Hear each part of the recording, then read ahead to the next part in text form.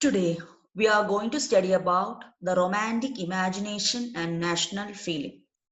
So, before learning the connection between romantic imagination and national feeling, let us learn what we mean by the term romanticism. Again, you can see one ism over here. Okay, romanticism. Again, it's an ideology. So romance or romantic feeling, we all are familiar. So romanticism, it's like a strong feeling, attractiveness, affection towards something. And here the romanticism means the feeling which you are having for your nation. And the romanticism, and relating it to the cultural movement, relating to the various tools of culture, art and culture. Okay. So romanticism was a cultural movement which tried to develop a particular form of national sentiment, of a strong feeling towards your nation, a strong love towards your nation. It was an artistic, literary, musical, and intellectual movement that originated in Europe towards the end of 18th century. It was developed in Europe. Which century it originated? In the 18th century. So it is an artistic, painting, drawing, literary, writing poems, articles, musical, singing, then intellectual, philosophy. Romanticism is related to all these tools. So through these tools, how you can increase the urge for the nation, increasing love towards the nation. So that is what romanticism aimed at. So culture played an important role in creating the idea of nation. Here culture means culture through romanticism. Okay, through art, through poetry, through stories, through music, how that feeling increased among the people and how it led to the growth of nationalism. Romantic artists and poets generally criticize the glorification of reason and science. So here, one important thing is that romanticists or romantic artists, they did not give importance to reason and science.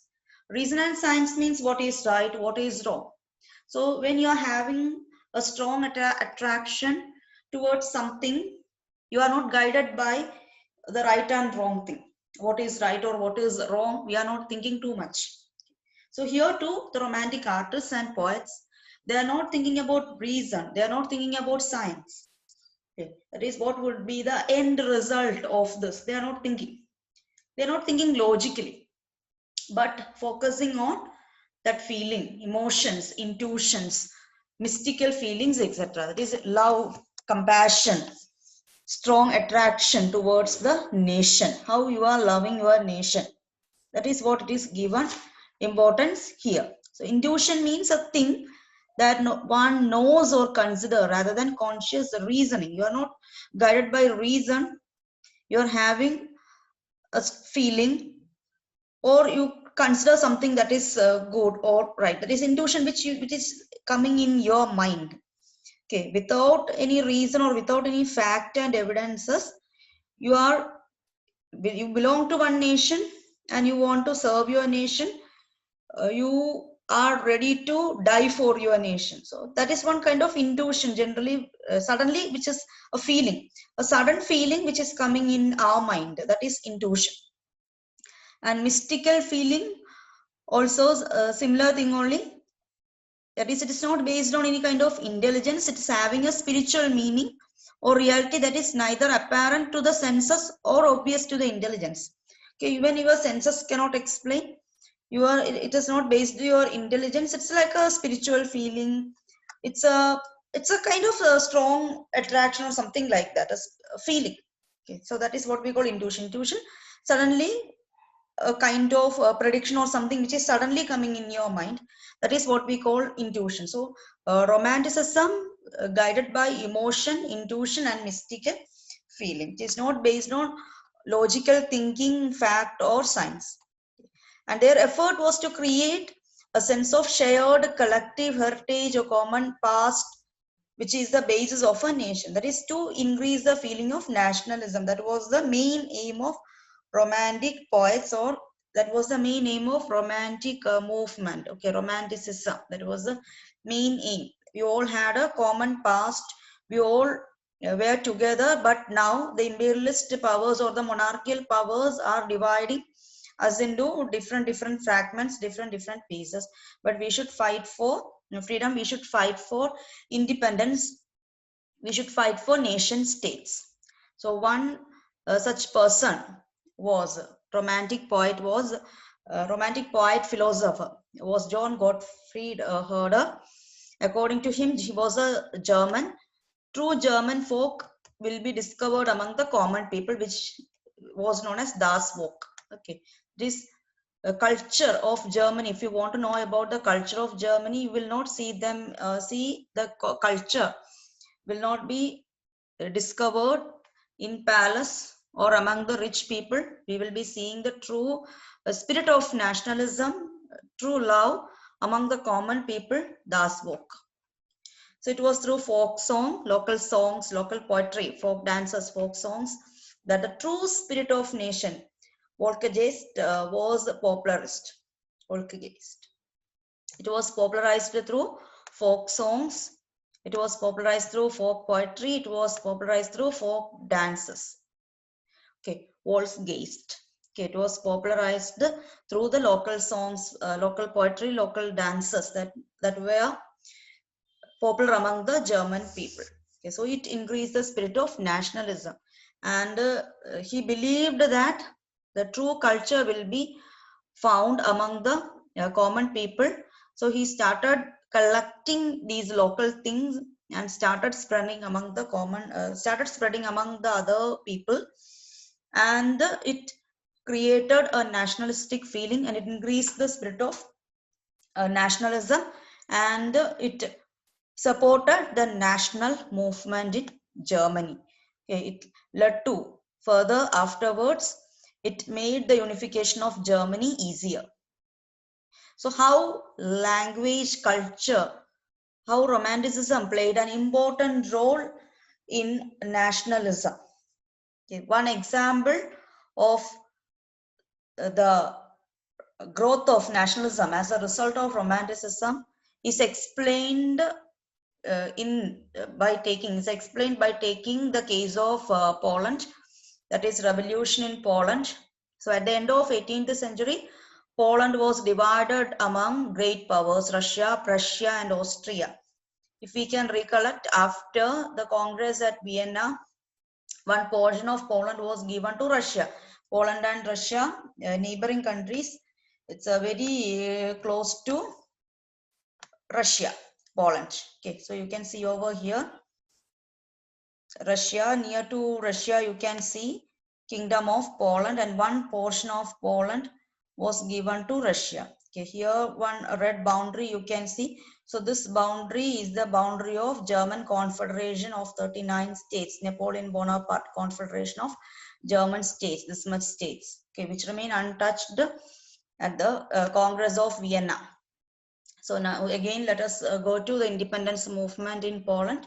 So Poland was divided among great powers, Russia, Prussia, Austria, and Poland was not an independent nation at that time. Even though it was not an independent nation, people had strong feeling towards the nation. It was not like a nation of Poland, but still people wanted to become independent. People wanted a Poland, a nation state, they wanted. Okay, so it was how that nationalism was growing, how national feelings were kept alive. So it was kept alive through the music and language. For example, Karol Karpinski celebrated the national struggle through his operas, musical drama. Okay, operas, musical drama, then his music. And he converted folk dances like Polonaise, mazurka into national symbols. That is, he filled these art forms with the national ideas, okay, like liberty or equality, freedom, independence.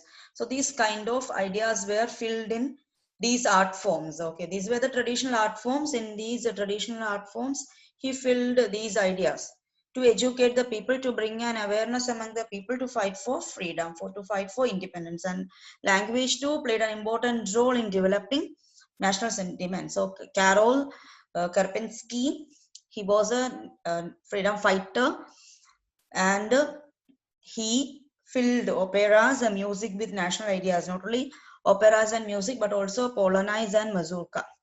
So you can see his picture, Karol Karpinski, then Polonaise and mazurka. This is Polonaise and this is mazurka. Okay. So through these art forms, he tried to spread the ideas of nationalism. Okay. Now, how language played an important role in bringing nationalism in Poland. So previously or now we studied, just before we studied about the art forms, now how language played an important role in freedom movement. As I told you, Poland was under the control of Russia, and Russian language was imposed everywhere. Okay, like Britishers, when Britishers were ruling here, they used English language. Similarly, when Russia started controlling Poland, they used the Russian language everywhere. And in 1831, people in Poland led an armed rebellion. They tried to fight against Russia, but they failed, was finally crushed, ultimately failed. And after this, many members of clergy, church in Poland, they too tried to use language as a powerful weapon of national resistance. How? How they used the language as a powerful weapon of national resistance, clergy or the churchmen.